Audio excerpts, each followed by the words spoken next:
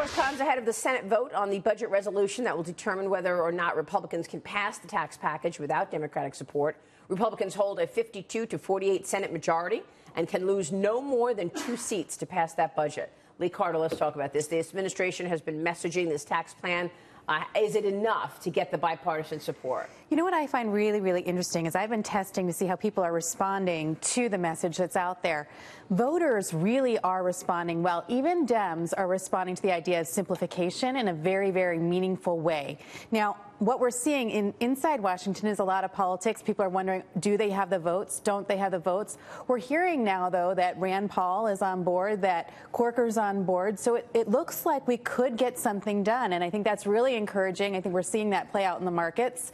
And hopefully they're going to meet their deadline. Yeah, I mean, this week, obviously, is the big vote from the Senate. They were on vacation last week. Once that opens the door to reconciliation, Amy, you would expect that this is going to move quickly. Well, you would expect to, and I talked to some sources on Capitol Hill about how the Senate is going to be tackling the budget. And remember, the budget is the framework to be able to then move forward on tax reform. And they're saying, look, the Senate has to answer 3 questions. The first one being focusing on the middle class when it comes to tax reform. As you say, it looks like they get Senator Rand Paul on board with that. Secondly, they need to satisfy the deficit hawks being led by Senator Bob Corker. And thirdly, there's some other issues that are still at play, which might surprise some of your viewers. We're looking at defense spending. We need John McCain to be on board with that.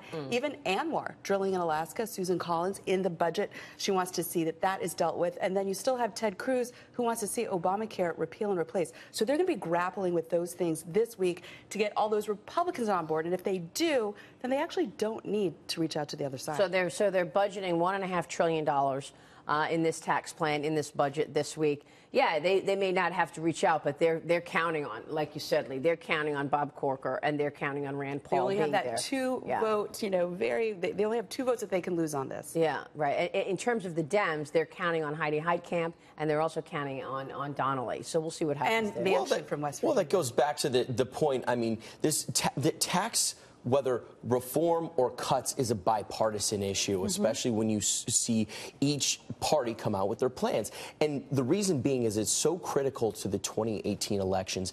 If the Republicans don't get something done on the tax side, they are going to have a dismal showing next year. And they have egg on their face because they're 0 for 3 on major legislative agenda, and they ran on that. You know, the repeal and replace was a big pivotal part, and they started with that. And so if they can't even get simple tax cuts done, then they're in for some deep trouble. I think they've got the votes. I think this is going to start picking up speed. I think so, too. And I think that the Dems have to be careful going into 18 because their biggest talking point is that this is a tax cut for the wealthy, which simply is not true. And the American people are saying, we get that. We want money back. We want more money in our paychecks. We want money for ourselves. And if the Democrats are going to keep playing out that talking point, it's not going to work. That's exactly right. That the worst thing that could happen for Democrats is that Republicans pass this. It's successful. We see the economy picking up. We see more money in people's pockets. And Democrats just, playing the role of obstructionists, of spoilers.